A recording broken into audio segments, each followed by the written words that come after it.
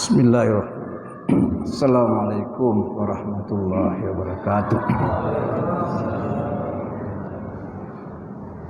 Alhamdulillah wa syukurillah wassalatu wassalamu ala rasulillah wa ala alihi wa ashabihi ajma'in. Hadirin para jamaah masjid yang mulia, alhamdulillah setelah ini kita dapat berkesempatan untuk kesekian kalinya membaca atau mempelajari ayat-ayat Allah Subhanahu wa taala. Insyaallah malam ini kita sudah mulai masuk pada ayat yang ke-99 dari surah Al-An'am. Kita sudah masuk di ayat 99 dari surah Al-An'am. A'udzu billahi minasy syaithanir rajim. Bismillahirrahmanirrahim. Wa huwallazi anzala minas samaa'i maa'a fa akhrajna bihi nabata kulli syai' fa akhrajna minhu hadira nukhriju minhu habban mutarakiba wa minan nakhli min tal'iha qinwan daniyah. Jadi di ayat ini kita melihat, dapat kita baca, pelajari bagaimana keterangan atau penjelasan Allah Subhanahu wa taala dalam hal membuktikan kekuasaannya melalui apa yang kita selalu makan, yaitu dari kebutuhan kita. Sebagaimana kita ketahui dari awal cerita ini bahwa kita ini diciptakan dari tanah, dan kemudian kebutuhan kita. Jadi kebutuhan kita itu pun dari tanah lagi. Jadi kita berasal dari tanah, kemudian yang kita butuhkan itu, yang kita perlu makan, perlu minum, atau semua kebutuhan itu pun berasal dari tanah lagi. Setelah itu semua kita jalani, lalu kita mati, kita pun kembali ke tanah. Nah, itu yang sangat luar biasa. Nah, dimulai dengan cerita atau keterangan Allah tentang adanya Allah mengatur proses terjadinya tumbuh-tumbuhan atau kebutuhan yang kita butuhkan ini untuk kita makan, yang tumbuh dari tanah. Pertama Allah mengatakan, wa huwallazi anzala minas samaa'i maa'a. Dialah Allah yang menurunkan dari langit air. Ya, air yang Allah turunkan dari langit.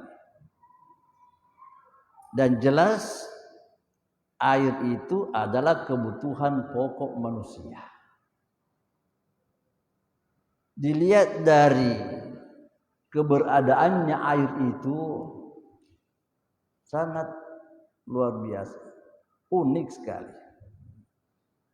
Dalam keterangan di ayat yang lain, mulai dari proses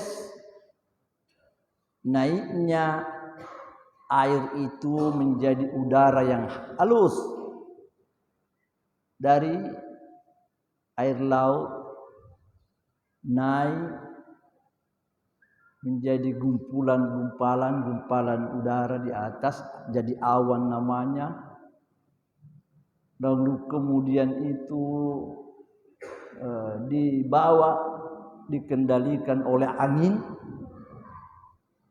Dalam keterangan itu lagi dikatakan Allah bawalah air yang dituntun dan diatur oleh angin itu ke bumi di tempat mana saya bermaksud untuk menumbuhkan tanaman. Lalu dengan itu kata Allah di ayat yang lain itu, karena ini ayat harus dihubungkan dengan ayat yang lain untuk memahami keterangan itu lebih jelas, kita butuh keterangan dari ayat-ayat yang lain. Kemudian setelah itu Allah katakan di ayat yang lain itu, kau lihat air hujan itu keluar dari celah-celah gumpalan awan. Nah, itu dan terbukti ternyata setelah air itu keluar dari gumpalan awan lalu kemudian sampai ke tempat kita, Allah hilangkan rasa asinnya yang kalau dicerita dari awal air laut itu asin. Tapi setelah dia naik kemudian diproses oleh Allah dengan kebijakan Allah sendiri, kemudian dengan itu turun kembali menjadi air hujan, dia menjadi air yang tawar. Hilang rasa asinnya. Nah, ini yang Allah katakan di ayat yang ke-99 ini, Allah mengatakan anzala minas sama'i ma'a. Lalu bagaimana kemudian selanjutnya fa akhrajna bihi nabata kulli syai'. Maka dengan air itu saya tumbuhkan, kami keluarkan, artinya kami tumbuhkan nabata kulli syai', tumbuh-tumbuhan dari segala macamnya, segala sesuatunya, segala macamnya. Air yang tumbuh, yang turun menyentuh dan membaur dengan tanah, kemudian dengan itu Allah atur pertumbuhan tanaman. Kami tumbuhkan nabata kulli syai', tumbuh-tumbuhan dari segala sesuatunya, segala macamnya yang sulit untuk kita menyebutnya satu persatu. Paling kita dapat menyebut apa yang ada di kampung kita, di daerah kita. Padahal banyaknya tanaman, tumbuh-tumbuhan, banyaknya pepohonan yang ada di negeri lain, di tempat orang yang tidak ada di tempat kita. Tentu kita hanya bisa dapat berbicara dengan apa yang kita lihat. Kita lihatlah tanaman itu tumbuh. Dari yang merambat sampai kepada yang berbatang. Dari yang berakar serabut sampai kepada yang berakar tunggal umpamanya. Kita lihat dari yang kecil sampai yang besar. Yang kita sebut dengan istilah tanaman keras. Yang jelas nabata kulli syai', tumbuh-tumbuhan segala macam. Artinya silahkan manusia belajar, silahkan manusia melihat. Bolehlah kita melihat, bolehlah kita mempelajari itu semua. Pertumbuhan tanaman di mana-mana kita lihat, itu kita pelajari sajalah. Kita baca, kita lihat, kita renungkan itu semua. Yang awal ceritanya tadi Allah mengatakan itu dari air hujan, pengaruh dari air hujan yang saya turunkan dari langit. Fa akhrajna minhu hadira, kami tumbuhkan dari air hujan itu, kata Allah, kami keluarkan dari situ tadi itu khadira, artinya pepohonan tanaman yang khadira itu berwarna hijau. Lembut kan, lembut. Hijau itu alamat dan lambang, istilah orang itu alamat kelembutan. Allah keluarkan dari tumbuh-tumbuhan yang berbagai macamnya tadi, dari tumbuhan yang berbagai macamnya tadi, Allah keluarkan di sana hadiran, warna hijau. Kita tahu warna dedaunan. Tentu dasar kita bicara tentang warna daun itu kan warna hijau. Lalu kemudian apa lagi?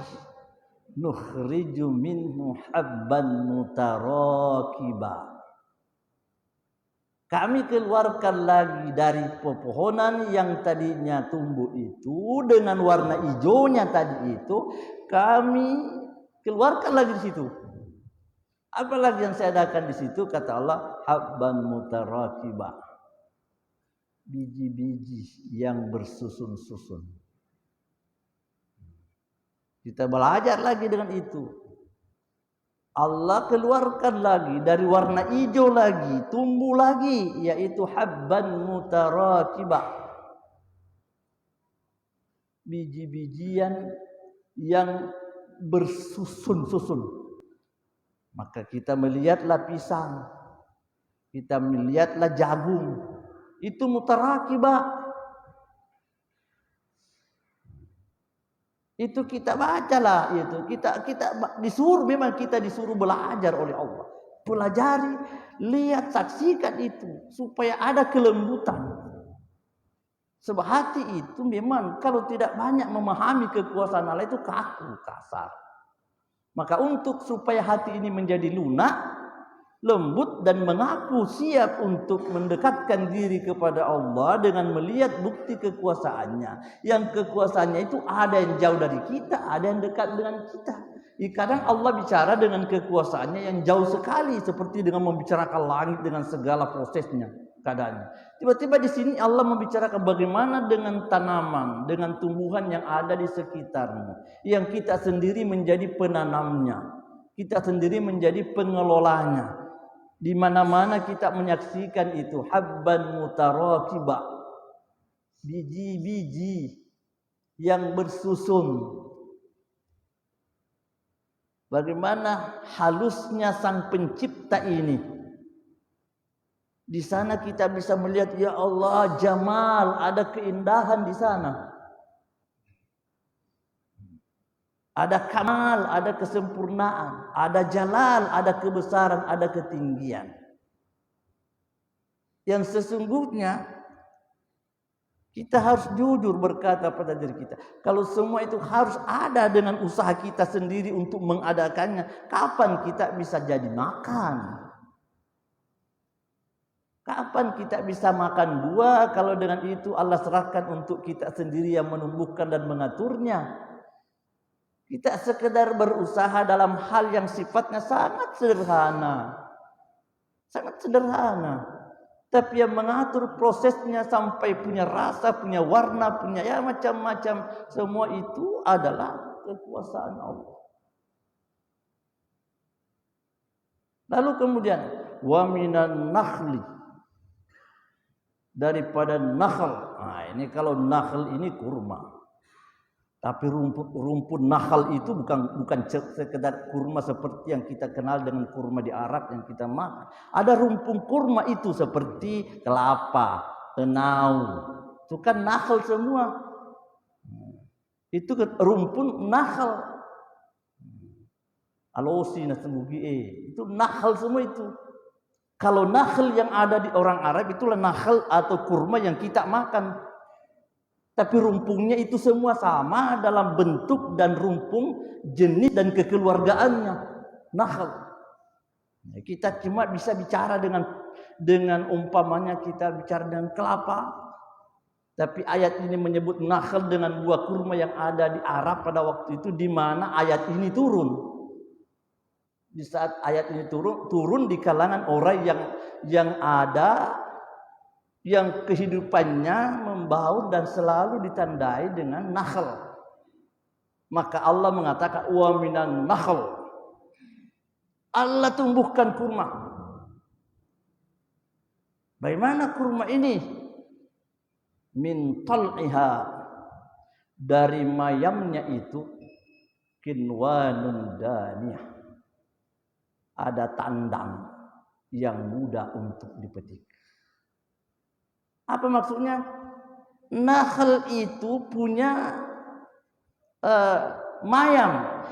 eh, tal itu kalau dalam istilah bahasa Arab itu yang biasa misalnya kita sebut tadi kelapa yang ketika dia baru muncul itu tal itu ialah yang belum jatuh, itu pembungkus buahnya itu yang halus. Allah sebut itu. Pelajari halusnya itu. Pada saat kita mulai melihat keluar seperti tombak,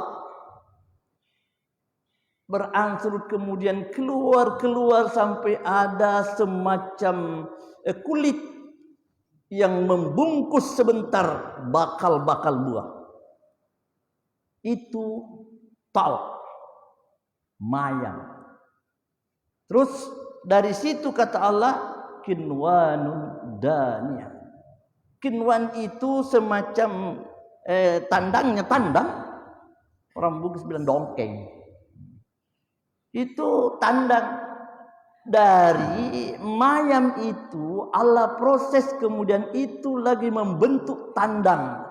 Buah yang akan keluar di situ kemudian keluar dengan proses pertumbuhan tandang yang akan tempat bergantung buah kelapa itu misalnya. Itu lagi Allah katakan daniyah. Untuk itu mudahlah kita mengambil buah itu. Ya kalau tadi nakhal yang memang aslinya yang kita lihat di tanah Arab itu ya sudah begitulah. Sangat mudah. Dari tandangnya, dari tandangnya itu buah yang kita akan peroleh di situ, yang akan kita makan di situ sangat mudah. Iya. Barangkali bisa kita kenang-kenang kembali saat kita berada di tanah Arab, umpamanya bagi kita yang sudah pernah pergi haji atau umrah. Kita pergi ke kebun kurma. Kita lihat betul itu buah kurma itu dengan tandanya itu, dan sangat menarik, kelihatan sekali, sangat mudah untuk kita petik. Dengan perasaan, dengan rasa, dengan keadaan yang tentu bisa kita rasakan sendiri. Jadi kurma, wa jannatin min a'nabin, lagi jannatin, kebun-kebun, min a'nabin, dari anggur-anggur, wa zaitun, dari zaitun, buah zaitun, warumman, delima. Apa maksud Allah? Pelajari juga itu buah delima. Anggur pelajari, delima pelajari, zaitun pelajari. Mustabihan wa ghaira mutasyabih, yang serupa-serupa dan yang tidak serupa-serupa. Apa ini halusnya di bahasanya Al-Quran. Mutasyabih, ada yang serupa. Ya, kita bicara dengan anggur. Anggur, iya. Bagaimana itu anggur? Ada yang serupa-serupa, ada yang tidak serupa-serupa. Apa itu tidak serupa-serupa? Ada anggur yang rasanya manisnya sama. Ada anggur hitam, ada anggur hijau, ada anggur putih. Umpamanya kan kita paham itu. Ada anggur putih, ada anggur hijau. Dengan warna yang kita sudah biasa lihat, entah di mana kita lihat, yang pasti bahwa orang punya pengalaman. Sebagian kita ada yang tahu itu. Warna anggur itu kan berbeda-beda. Kelihatan warna itu biasa ada berbeda, tapi terasa sekali bahwa rasanya semua manis. Terus wa ghaira mutasyabi, ada juga yang tidak serupa. Apa maksudnya? Tidak serupa. Apa maksudnya lagi tidak serupa? Kadang-kadang kita melihat warna itu sama tapi rasa tidak sama. Bilang kita tadi manis. Manis pun itu bervariasi. Ada manis yang rasanya lain, ada manis yang juga lain lagi. Manisnya juga berlebih berkurang. Rasanya juga yang lain. Kalau dikatakan kecut juga kadang ada yang kecut sekali. Ya kita belajarlah dengan itu. Boleh-bolehlah kita cari-cari di mana ada penjual anggur. Untuk kita datang dan menyaksikan warna hijau, mana yang warna yang lain-lain lah, karena berwarna-warni juga itu anggur. Terus ada yang warnanya berbeda-beda. Oh, terasa rasanya ini serupa ini rasanya. Ada juga yang serupa, satu jenis warna dan satu rasa. Iya, kadang kelihatan bentuk dan warnanya berbeda, tapi rasanya sama. Kadang-kadang dirasakan ada rasanya sama, tetapi kelihatan bentuk berbeda. Manis, semua punya manis, tapi kadang ada yang manisnya lain-lain, ada yang agak manis betul, ada yang setengah-setengah dan bervariasi lah begitu. Itulah yang dimaksud oleh Allah. Ada yang mutasyabih wa ghaira mutasyabih. Halus sekali bahasa itu. Sepertinya di sini Allah mengajak kita untuk berperasaan supaya kita berjiwa seni. Karena memang kita dalam menghubungkan diri kita dengan alam ini kan kita terbawa kepada 3 hal. Pikiran, perasaan, kemauan, kan begitu.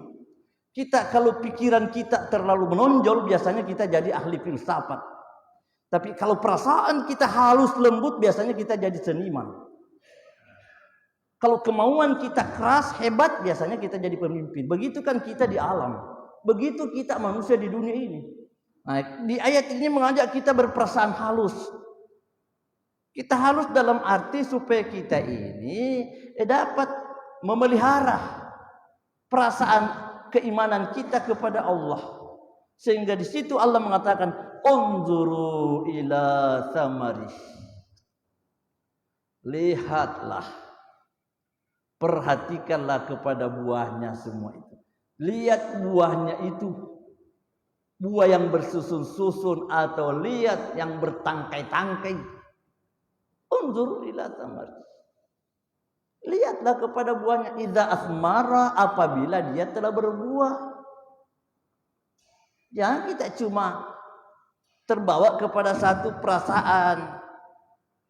Ketika kita melihat buah yang timbul dan yang terasa, bagaimana saya makan mangga itu, bagaimana saya cicipi pisang itu umpamanya, tidak terpikir oleh kita bagaimana bisa menjadi pisang dengan segala keunikannya, macam dan jenisnya, pisang raja, pisang susu, pisang apa, kelihatan daunnya sama dengan model, warna sama. Tiba-tiba setelah dia berbuah, ini namanya pisang raja, ini namanya pisang susu, pisang apalah namanya, orang Bugis bilang kanut tibainan, kanut tiagana. Itu semua dalam bentuk yang kelihatan gaya hidupnya sama, karena dia berbatang dan berakar tunggal. Tiba-tiba setelah keluar buahnya, ya Allah, ini lain jenisnya, ini lain rasanya. Itulah yang Allah katakan, unzuru ila thamarihi idza asmara. Perhatikanlah kepada buahnya tanaman itu kalau dia sudah berbuah. Perhatikan mayang, perhatikan itu dongkeng-dongkengnya itu. Perhatikan kalau kita sebagai seorang petani, Pak Galung, dilihat itu padi itu. Bagaimana padi dengan itu bulir-bulirnya itu. Padi dengan melihat tempat bergantungnya itu biji, gabak. Dengan melihat itu dari satu sumber, dari satu yang seperti kayak lidi, sapu lidi satu, lalu kemudian di situ tergantung beberapa yang halus, lalu berbiji, kemudian itu dari mana ini? Itu yang Allah suruh kita untuk. Ya kita cuma pintar berpikir kapan saya masangki. Sekarang jadi kira-kira. Masa satu tangkai padi kita tidak sempat renungkan, sementara kita sudah kumpulkan padi berkarung-karung. Bagaimana kita ini sebagai orang beriman? Kasar memang kita, karena kita hanya memikirkan yang kita mau makan, yang kita mau telan, yang kita mau jual. Puluhan karung hasil kita jual, tapi tidak pernah agak 1 menit, 2 menit kita termenung memikirkan ini modelnya, ini padi. Dalam ayat yang lain dikatakan, coba pikir. Itu ada ayat mengatakan, coba lihat tanaman yang berbeda-beda dengan warna yang sama. Nah, kita ke situ lagi. Terus Tuhan berkata di ayat yang lain itu, coba kau lihat itu, bahwa jenis yang bermacam-macam kau tanam di tanah yang berdekat-dekatan. Dalam satu bidang tanah kau tanam macam-macam di dalam. Dan itu di dalam ayat yang lain itu dikatakan, kayak saya siram itu bima'in wahid, satu macam air. Satu macam air saya gunakan, dia siram dia. Kau tanam jenis yang bermacam-macam. Masing-masing jenis itu mencari jalan hidupnya untuk menemukan rasa dan kondisinya masing-masing. Tanahnya kan kita lihat satu. Yusqa bima'in wahid, disiram dengan satu macam air. Sini kita tanam lombok. Di sini kita tanam tebu. Dalam satu tanah sebidang tanah kayak seperti meja ini saja sebagai contoh, kita bisa tanam lombok di sini, tebu di sini, bisa kita tomat di sini, apalah yang kita bisa tanam dengan air yang satu macam itu. Tiba-tiba yang ini, yang lombok ini tiba-tiba tumbuh dan tetap menemukan itu zat-zatnya yang bisa menjadi pedas. Yang satu yang Allah bilang tadi itu, yang tebu umpamanya kau tanam di tanah yang sama itu, kenapa dia juga bisa menemukan mana yang saya isap supaya saya bisa manis? Siapa yang ajar itu? Kalau kita disuruh mencari umpamanya satu saja, kalau Tuhan bilang kau mau makan tebu itu manis, oke. Kalau kau mau makan tebu, cari tanah yang manis. Apa jadinya hidup ini? Kalau kita yang harus mencicipi, idi lalu lepek mana mimi mana dulu tanah kada tegai ke tanah macam ni ceni lo kamatan tebu. Elok kamatan lada apa ni palet tanah apa peste mendapat tahu. Apa lada itu peste pasti cari yang pedis. Nah, siapa yang atur? Perjalanan akar bisa menemukan jalan hidupnya. Saya mau mengisap begini sehingga saya tetap pedas. Tebu juga berkata, saya juga tetap akan mengisap ini supaya saya tetap manis. Sementara tanah yang kita pahami sama. Siapa yang bisa membedakan tanah yang pedis dengan yang manis? Tidak ada. Yang kecut, yang bagaimana? Tidak ada sama sekali. Itu Tuhan sebut begitu dalam Al-Quran. Dan saya kata Allah siram dengan satu jenis air. Dan itu itu tanah tadi itu berdekatan, tanaman itu berdekatan. Nah, biar kita kasih dempet itu tebu dengan lombok, kasih biar kita tempel di situ, tanam di satu lubang, tetap tebunya manis. Pintarnya Allah, kuasanya Allah mengatur makhluknya. Kembali kepada ayat. Unzuru ila thamarihi idza athmara. Perhatikan buah kalau memang sudah tiba saatnya berbuah. Kan macam-macam juga. Dan semua makhluk termasuk tanaman buah itu menurut Al-Quran itu tidak ada yang tidak berjantan betina. Ya. Persoalan ilmu dan pengetahuan manusia modern, silakan kaji menurut data ilmiah, tapi pasti ketemu dengan Al-Quran. Quran sudah mengatakan, wa min kulli syai'in khalaqna zawjain, segala makhluk, segala sesuatu saya jadikan itu berpasangan. Terus kalau berpasangan, ada saatnya dia berbuah, ada saatnya terjadi jantan betina ketemu, pasti sebentar ada sesuatu. Kalau semua itu harus dinikahkan, iya menurut Allah harus nikah. Kalau macam satu pohon mangga mau dikasih kawin dengan tangan, bagaimana? Bagaimana itu pohon mangga mau dinikahkan oleh tangan-tangan manusia? Maka Allah mengatakan di surah yang lain, wa arsalna riyaha lawaqiha, saya kirim angin untuk datang menikahkan itu bunga-bunga. serbuk-serbukmu. Maka terbanglah angin, meniup, membenturkan, mempertemukan bunga yang jantan dan yang betina. Proses terjadinya itu muncullah bakal-bakal buah. Itulah yang Allah sebut. Kan kita sudah banyak mempelajari itu dengan belajar kita dari sekolah SMP, SMA. Ya, panjang ceritanya itu. Kita cobalah mengakui Al-Quran dulu. Kita coba mengakulah kita kepada Al-Quran. Karena apa yang selama ini menghabiskan umur kita untuk mempelajarinya, ternyata ujung-ujungnya persis seperti yang Al-Quran itu katakan. Idza asmar wa yan'ihi, dan di waktu masaknya buah itu. Coba lihat ketika dia berbuah dan sudah jadi buah, dan kemudian lihat ketika buah itu sudah menjadi masak. Apa yang kita rasakan setelah dia melihat masak? Kita tidak belajar lagi. Oh, proses terjadinya buah mangga itu masak, ternyata warna agak berubah menjadi kuning-kuning lah begitu. Kemudian setelah itu dari buah tadi, dari awal cerita mula keluarnya, ternyata setelah dia kemudian yan'ihi menjadi masak, oh rasa dari mentah berubah setelah dia rasa menjadi masak. Semua kan dengan hikmah.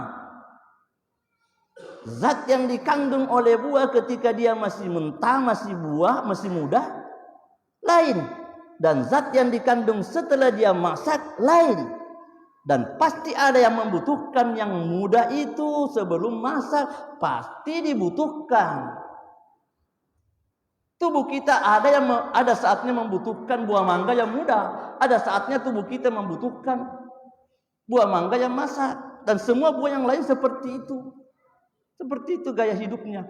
Sehingga kita tinggal mencocokkan pengalaman hidup kita. Oh, kalau saya begini butuh kak mangga muda. Oh, kalau begini saya butuh kayak yang masak.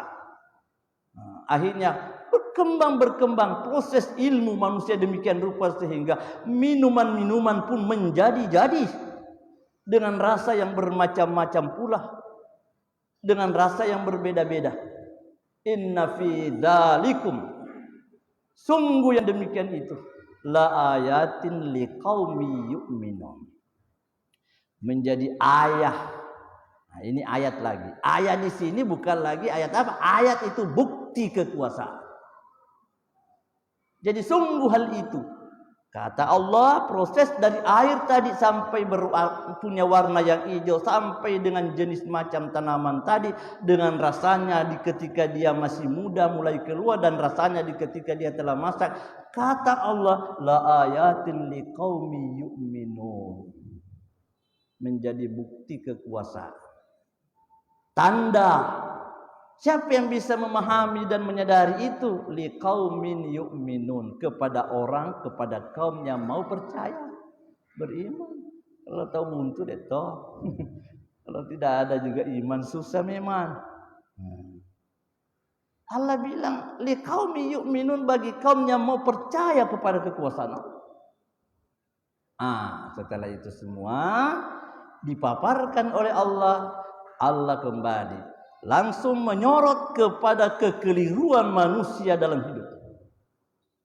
Apalagi kelirunya manusia? Tadi ya sudah, demikian rupa kita nikmat, rasakan nikmat dan karunia Allah. Ternyata dalam kehidupan ini kita masih menyimpang daripada ajaran tauhid kita. Allah sebut lagi, wa ja'alu lillahi syuraka'al jinni wal ins. Syuraka'al jin. Orang itu, manusia itu menjadikan lagi sekutu-sekutu bagi Allah. Apa yang dia sekutukan adalah al-jinni, jin lagi. Mengapa? Ada orang yang arah ibadah, penyembahannya dan ketatannya kepada jin. Allah sebut lagi itu, kekeliruan kita. Kadang kita menyimpang dari ajaran tauhid. Kenapa Allah menyebut lillahi syuraka'al jin? Allah mengatakan orang menjadikan sekutu bagi saya melalui jin. Oh, memang dari dulu begitu. Sejak dulu orang-orang Arab apa macam-macam dan sekitarnya ada yang menjadikan jin itu sebagai bentuk, sebagai sembahan. Ada yang menjadikan jin sebagai kelompok Tuhan. Kenapa jadikan Tuhan disembah, diagungkan? Karena takut kepada kejahatannya. Takut kepada kejahatannya, takut kepada bahayanya jin, sehingga disembah. Dan itu tertular sampai kita, orang-orang kita, orang Bugis, orang apalah, kita semua biasa lihat. Orang sampai membawa sajian-sajian, bawa macam-macam. Kenapa kita lakukan itu? Karena kita rasa ada bahaya kalau tidak dikasih begini. Kita jadikan sekutu bagi Allah, yakni dari jin. Itu susahnya kalau kita tidak belajar Quran. Payah mengajar orang seperti itu, menyadarkan orang seperti itu kalau tidak dibacakan, kalau tidak percaya kepada Al-Quran seperti itu. Allah katakan dia jadikan jin sekutu bagi Allah. Khusus untuk orang-orang Arab di waktu turunnya ini ayat, tanggapan yang begitu jahat itu menganggap bahwa Allah itu pernah menikah dengan jin. Hasil pernikahan Allah dengan jin itu maka dia melahirkan anak perempuan, dan anak perempuan itu ialah malaikat. Itulah orang Arab bilang al malaikatu banatullah. Malaikat itu adalah anak-anak perempuannya Allah. Itulah yang Allah katakan. Bayangkan sampai begitu manusia melakukan, menjadikan jin sebagai tempat mengharap, mengagungkan dan membesarkan jin. Sudah sebelum Nabi diutus, orang-orang Yunani, orang-orang Romawi, luar biasa mereka dengan itu semua. Mereka bagi-bagi Tuhan mereka, buat patung dengan segala macamnya, sehingga mereka anggap ini Tuhan, yang ini Tuhannya orang di kota, yang satu bilang ini untuk Tuhannya orang di desa, sehingga patung dibuat sedemikian rupa. Makanya tidak heran kalau di negara seperti negara Romawi itu terjadi di sana itu sangat besar pertumbuhan, banyak sekali seni memahat. Karena banyak Tuhan yang mereka sembah. Dengan dasar modal tadi hanya umpama dari jin, tapi itu dibagi-bagi di tingkat, di kelas-kelas itu. Ada jin yang sifat Tuhan yang sifatnya hanya disembah, boleh untuk di kota, ada boleh untuk di desa. Itu yang begitu. Kalau untuk orang-orang Iran, orang-orang Persia dulu ya terkenal dengan agama Majusi itu, ya itu agama menyembah api. Karena dia menganggap itu ada cahaya, maka api itu disembah. Tapi setelah, sedikit tambahan, setelah Iran, Persia pada waktu itu dulu di masa sahabat itu dikuasai oleh Islam, maka mereka Majusi, penyembah api, lalu kemudian lari meninggalkan itu. Akhirnya sisa-sisa dari mereka yang tidak sadar dan tidak dihabisi itu mereka lari. Sejarah mencatat larinya penyembah api di masa Islam berkuasa di Persia, di Iran itu lari kemana? Lari ke India, dan itu berpusat di Bombay.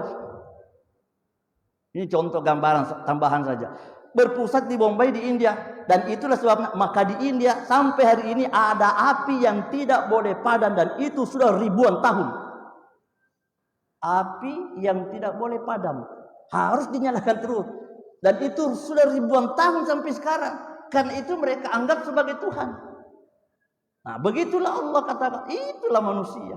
Model-model hambaku yang begitu modelnya itu, sampai mempersekutukan saya, sampai dengan jin, sampai dengan api. Wa kharaku lahu banina wa banat. Kata-kata kharaku ini artinya mereka mengada-adakan kebohongan. Mereka membikin-bikin kebohongan dengan mengatakan banina wa banat, anak perempuan dengan anak laki-laki.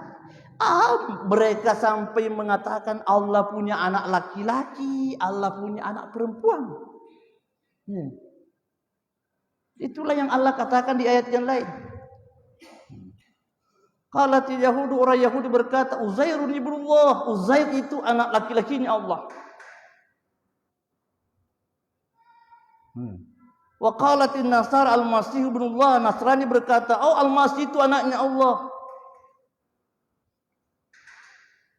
Orang Arab datang berkata, al-malaikatu banatullah, malaikat itu anak perempuannya Allah. Itulah yang Allah sorot. Kenapa sampai sejauh itu kau memfitnah saya? Ini namanya kharatulahu banina wa banat. Akhirnya Tuhan berkata, Subhana, Maha suci Allah. Perlu diulang kata Subhana dalam susunan kalimat seperti ini. Ini kata Subhana itu dalam istilah ilmu bahasa Arab itu litta'ajjub, untuk menunjukkan kata keheranan. Sangat heran. Kenapa sampai Allah mau dikatakan punya anak? Subhanahu. Allah yang menjadikan itu. Wa khalaqahum, Allah jadikan jin itu. Kenapa sampai Allah dianggap sekutu dengan jin, padahal jin itu juga diciptakan oleh Allah? Lalu kemudian banina wa bana, Allah juga dibilang punya anak laki-laki dan anak perempuan. Subhanahu wa ta'ala amma yasifu. Maha suci dia, maha tinggi Allah dari segala apa yang mereka sifatkan. Maha suci Allah. Artinya kata-kata subhanahu itu sangat jauh. Tidak mungkin, sangat-sangat jauh. Heran sekali itu Allah bilang. Kenapa sampai kau anggap saya itu punya anak? Walam takun lahu sahibah. Allah tidak punya istri. Kenapa Allah itu dibilang punya anak? Walam takun lahu sahibah wa khalaqa kulla syai'. Dia yang menciptakan segala sesuatu. Dia yang tahu segala sesuatu. Dari mana kita bisa berkata Allah punya anak? Istri tidak punya dan tidak pernah. Ini dibuka, tidak ada kemungkinan. Masa ada laki-laki yang beranak, tidak punya istri? Itulah yang Allah katakan. Sangat heran. Lalu kemudian setelah itu Allah katakan begini, badi'us samawati wal ard. Allah itu badi, pencipta awal, pencipta pertama. Tidak ada contoh sebelumnya. Badi, dari kata badi'us samawati, dari kalimat badi inilah kemudian dibahasakan. Dari situlah timbul bahasa bid'ah. Dari kata badi. Kenapa dikatakan badi bid'ah? Karena badi itu menciptakan sesuatu, memulai sesuatu dengan tidak ada contoh sebelumnya. Maka bid'ah itu dari kata badi juga, artinya mengadakan sesuatu yang tidak ada contoh dari Nabi. Dinamailah dia bid'ah. Jadi Allah menciptakan langit, dan langit diciptakan oleh Allah dengan bumi itu tidak ada contoh mau diapakan supaya kuat. Bagaimana supaya tinggi, bagaimana keseimbangannya antara satu bagian planet dengan planet yang tidak ada. Yang atur, yang menentukan dan yang mengukur keseimbangan itu hanya Allah. Itu namanya badi'us samawati wal ardh. Jadi anna yakun lahul badi'us samawati wal ardh. Ya, itulah tadi anna yakun walad. Kenapa bisa punya anak? Bagaimana bisa? Walam takun lahu sahibah. Tidak ada istrinya Allah. Wa khalaqa kulla syai'. Allah yang menciptakan segalanya. Wa huwa bikulli syai'in alim. Dia juga yang mengetahui segala sesuatu. Jadi setelah itu semua Allah katakan, dzalikumullahu rabbukum. Itulah Allah Tuhanmu. Siapa Allah Tuhanmu? Itu yang menciptakan tadi segalanya. Yang berhak untuk dianggap jadi Tuhan itu ialah yang mencipta. Dan ciptaannya tidak bisa diatasi, tidak bisa ada di atasnya. Maka yang pencipta yang tidak ada samanya hanya Allah Rabbul Alamin. Itulah Tuhanmu, kata Allah. Nah, itulah Tuhan. Dzalikumullahu rabbukum. La ilaha illallah. Fa'buduhu. Sembahlah dia. Itulah Allah Tuhanmu. Fa'buduhu. Sembahlah dia. Artinya kalau sudah jalan pikiran yang sehat, pikiran yang jernih, sudah dengan segala kejujuran kita melihat itu semua, jelas itu yang kita sembah itu ya Allah. Itulah yang dikatakan dzalikumullahu rabbukum la ilaha illahu fa'buduhu wa huwa ala kulli syai'in qadir. Sembahlah dia. Dialah yang berkuasa atas tiap-tiap sesuatu. Bikul wa ala kulli syai'in wakil. Dialah yang melindungi, dialah yang menjaga, dia yang memelihara segala sesuatu. Yang disembah itu ialah yang memelihara keadaan. Itu yang disembah.